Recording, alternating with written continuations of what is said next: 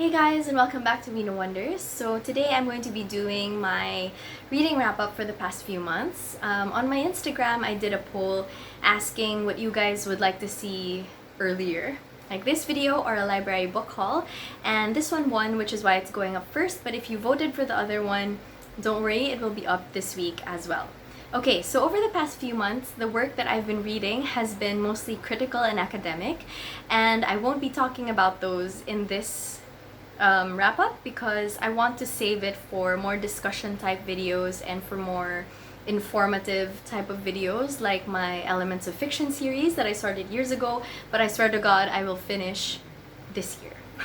Okay, so today I'm going to be talking mostly about poetry and then one sort of creative nonfiction book. Okay, so without further ado, let's jump into the books. The first book I'll talk about is a book I was currently reading in my last wrap-up video. So this is Reconnaissance by Carl Phillips, and this is a really interesting poetry collection. However, I will say that it's sort of hit or miss for me. I feel like if you enjoy Carl Phillips' style, which is to be not romantic about romance, then I think that you'll really enjoy this. The only thing is that I'm not sure if it's just me, but I feel like sometimes Carl Phillips can pull out the same tropes and the same sort of style a lot in one collection, and sometimes it loses its luster. Like after the fifth poem in a row that he's done that, you can still see how it's a beautiful poem, but the emotion doesn't quite take you there, or the words don't quite take you there because you get so desensitized to the technique. Yeah, so I enjoyed it, but just keep that in mind if you try and pick this up. Up next, I'll talk about two ebooks. The first one is a book by Ada Limon, and this is actually the first Ada Limon book that I've read, and I read it on my Kindle app because the Kindle app is perfect for poetry.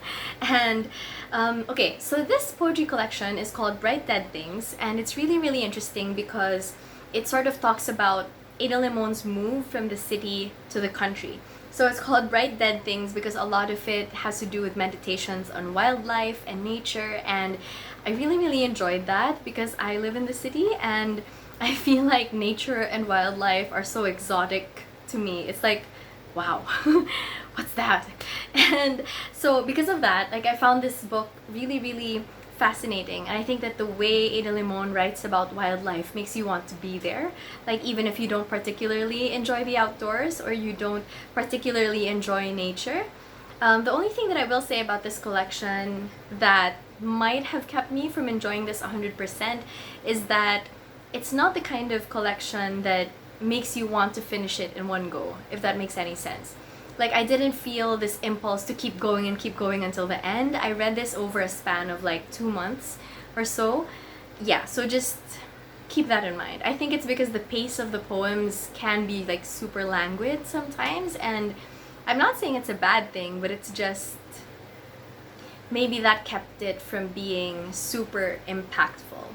It's sort of like what Edgar Allan Poe said, that literature can be best consumed in one sitting, because then the single effect or that like punch in the gut really hits you. But for me, I guess it was kind of diluted because I didn't feel the impulse to finish it in one go. Next, I'll talk about Date and Time by Phil Kaye. So this is Phil Kaye's second poetry collection, and if you're new here, I'm a huge Phil Kaye fan and a Sarah Kay fan too, but more a Phil Kaye fan, I guess. And I watched them live in 2014, and I actually got to meet Phil, and he was super nice and super cool, and his first poetry collection, A Lightbulb Symphony, is one of my favorite poetry collections of all time. Now, I'm not sure if it's because I had super high expectations for this book that I didn't really end up liking it as much as I thought that I would. That's not to say that some of the poems in this aren't brilliant, because they are. Like some of the poems in this, holy crap, like they're so freaking good. But I feel like there were a lot of poems that just were too cutesy or too pa-cute in Tagalog, and I feel like they weren't on the same level craft-wise as some of the better poems. And also another thing that's strange is that two of his older poems, Repetition and Teeth, are also in this, and they were also in A Lightbulb Symphony, and I understand wanting to go back and sort of tweak your poems or like redo your poems, but I feel like some art should be abandoned. Like leave it in the first collection. Like, we're coming to this looking for new work and looking for, I don't know, something to like excite us, to tantalize us. And I feel like seeing those poems again just kind of pulled me out of the world of the poetry collection. So I enjoyed it, but not as much as I thought that I would. That said, I still want to read you guys a poem from it. Okay, so this one is called My Grandmother's Ballroom. My grandmother's mind was a ballroom.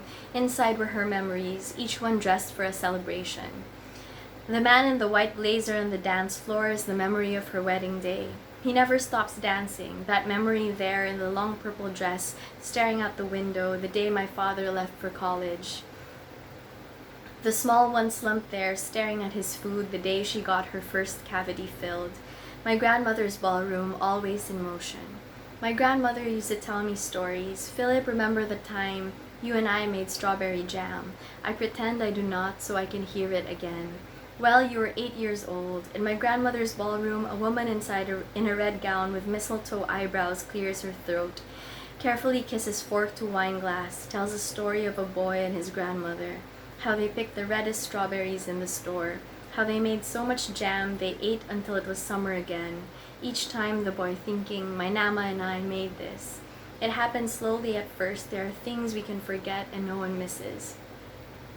Philip, where we parked the car. What was the soup of the day again? I thought the movie started at 8.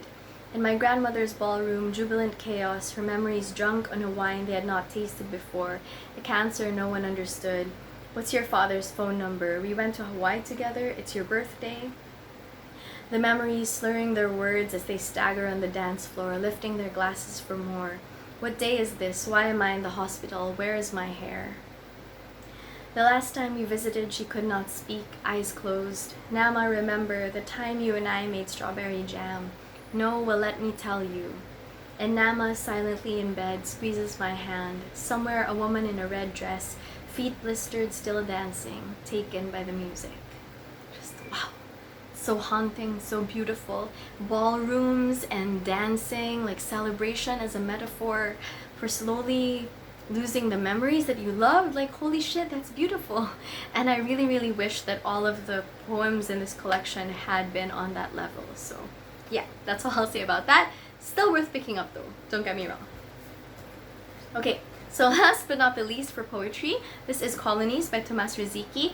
I did a separate review on this, so I won't really talk much about it. I'll link the review in the information bar below, but suffice it to say that this is a beautiful collection. It's haunting. It talks about diaspora and the post-colonial experience. It talks about living in a world that is post-war but still very much violent, and it's graceful, it's put together, it's delicious, it's amazing, and definitely pick this up if you get the chance. Okay, last but not the least is a book by Kang, one of my favorite authors of all time. And this is The White Book by Kang. It's a book that toes the line between creative nonfiction and poetry. Sometimes it will lapse into verse, and sometimes it will sort of speak in very stark, very short paragraphs, and the language is impeccable.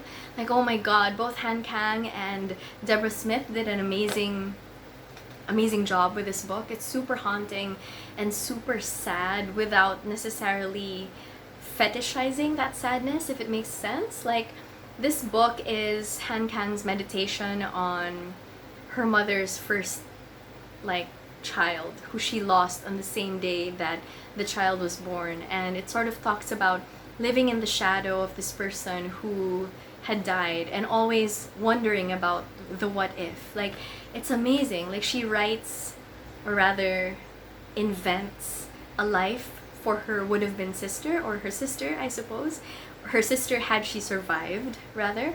And it's just, it's sad, it's hopeful, it's incredible, and you should definitely check this out, especially if you like the vegetarian and human acts. Last night I was thinking about which of the three I like the most, and I think I still like human acts the most, just because it did so much with storytelling, and I really love literature that sort of probes into history. But I think that this is probably going to be my second favorite, just because there has to be respect for someone who can really talk about these real life things or these life events you know, there's like a certain kind of courage needed to pull off something like this. So if you haven't read this, I definitely say go and pick it up.